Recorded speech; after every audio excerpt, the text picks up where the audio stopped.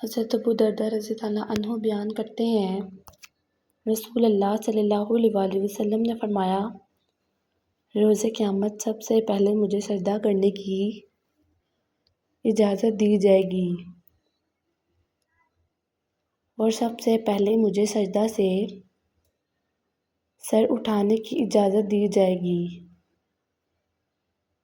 پس میں اپنے سامنے دیکھوں گا تو تمام امتوں میں سے اپنی امت پہچان لوں گا، اور اسی طرح اپنے پیچھے، اسی طرح اپنے دائیں اور اسی طرح اپنے بائیں طرف۔ تو کسی شخص نے عرض کیا، اللہ کے رسول، آپ تمام امتوں میں سے اپنی امت کو کیسے پہچانیں گے، جبکہ نوح علیہ السلام سے لے کر آپ کی امت تک کتنی امتیں ہیں؟ آپ صلی اللہ علیہ وسلم نے فرمایا، وضو کے نشانات کی وجہ سے ان کے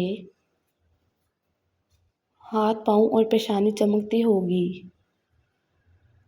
کوئی اور ایسا نہیں ہوگا، اور میں انہیں اس لیے بھی پہچان لوں گا